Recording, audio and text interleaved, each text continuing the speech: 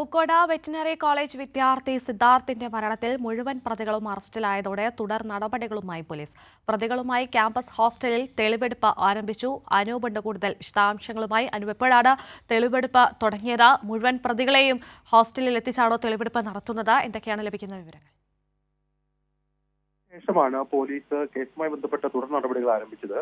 അതിൽ പ്രധാനം ഈ സംഭവത്തിൽ സിദ്ധാർത്ഥിന്റെ മരണവുമായി ബന്ധപ്പെട്ട് പ്രധാന ആരോപണ വിധേയൻ, അതായത് ഈ കുട്ടിയെ കൂടുതൽ ആക്രമിച്ചു എന്ന മൊഴികളിലുള്ള കുടുംബത്തിന്റെ ആരോപണങ്ങളിലുമുള്ള സിഞ്ചോ ജോണിനുമായാണ് ഇപ്പോൾ ആദ്യഘട്ടത്തിൽ പോലീസ് തെളിവെടുപ്പ് നടത്തുന്നത്.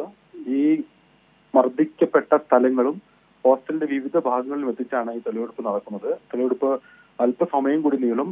ഈ മർദ്ദിച്ച ബെൽറ്റും അതുപോലെ തന്നെ ചില മൊഴികളിലുള്ള ചില വസ്തുക്കളും എല്ലാം ഉണ്ട്. അത് കണ്ടെത്തുക തുടങ്ങിയ ഉദ്ദേശങ്ങളാണ് പ്രധാനമായി തെളിവെടുപ്പിന്റെ ലക്ഷ്യം. ഏതായാലും കൽപ്പറ്റ ഡിവൈഎസ്പി, പ്രത്യേക അന്വേഷണ സംഘത്തിന്റെ ചുമതല വഹിക്കുന്ന, നേതൃത്വം വഹിക്കുന്ന കൽപ്പറ്റ ഡിവൈഎസ്പി ടി എൻ സജീവന്റെ നേതൃത്വത്തിലുള്ള പോലീസ് സംഘമാണ് ഈ പ്രതിയുമായി പൂക്കോട് വെറ്ററിനറി കോളേജ് ഹോസ്റ്റലിൽ എത്തിയത്.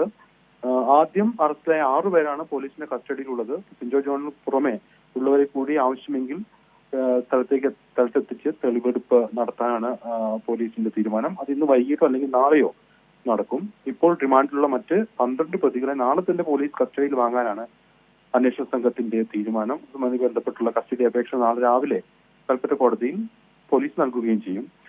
ഇതാണ് ഈ തുടർ നടപടികളുമായി ബന്ധപ്പെട്ട് പോലീസ് സ്വീകരിക്കുന്നത്. ഇപ്പൊ സിഞ്ചോ ജോണിനോട് പോലീസ് ഈ തെളിവെടുപ്പുമായി ബന്ധപ്പെട്ട് ഈ അക്രമം നടന്ന സാഹചര്യം, അതുമായി ബന്ധപ്പെട്ട പശ്ചാത്തലം, ഏതെല്ലാം വിധത്തിൽ ആക്രമിച്ചു, ഏതെല്ലാം സ്ഥലങ്ങളിൽ ഈ ആക്രമണത്തിന് വിധേയമായിട്ടുള്ള സ്ഥലങ്ങൾ എവിടെയാണ് എന്ന് തുടങ്ങിയ കാര്യങ്ങളാണ് പോലീസ് പ്രധാനമായും ചോദിച്ച് മനസ്സിലാക്കുന്നത്. നേരത്തെ ഈ പ്രശ്നവുമായി ബന്ധപ്പെട്ട് പ്രതികൾ നൽകിയ മൊഴി, ഈ ക്യാമ്പസിൽ ഒരു പെൺകുട്ടിയെ സിദ്ധാർത്ഥ് ആ പെൺകുട്ടിയോട് മോശമായി പെരുമാറുകയും അതേ തുടർന്നുണ്ടായിട്ടുള്ള ചില കാര്യങ്ങളുമാണ് ഈ ഇതിലേക്ക് നയിച്ചതെന്നും മർദ്ദിക്കാൻ കാരണമായതെന്നുമായുള്ള ചില മൊഴികളാണ് പ്രതികൾ പോലീസിന് നൽകിയത്. ഏതായാലും ഇതെല്ലാം സംബന്ധിച്ചുള്ള ഒരു വിശദാന്വേഷണം പോലീസ് നടത്തുകയാണ്. ഏതായാലും ഈ 18 പ്രതികളും അറസ്റ്റിലായ സാഹചര്യത്തിലാണ് ഈ തെളിവെടുപ്പ് ഉൾപ്പെടെയുള്ള നടപടികളുമായി പോലീസ് മുന്നോട്ട് പോകുന്നത്. അതേസമയം ഈ കേസിൽ ഉൾപ്പെട്ട മറ്റു ചിലരെ കൂടി പോലീസ് കേസുമായി ബന്ധപ്പെട്ട് വിളിച്ചു വരുത്തിയെന്ന് സൂചിക്കുന്നുണ്ട്. പക്ഷേ അവരുടെ അറസ്റ്റ് നടക്കാനുള്ള സാധ്യതയും ഇപ്പോഴുണ്ട്. ശരി, അനൂപാണ് വിവരങ്ങൾ.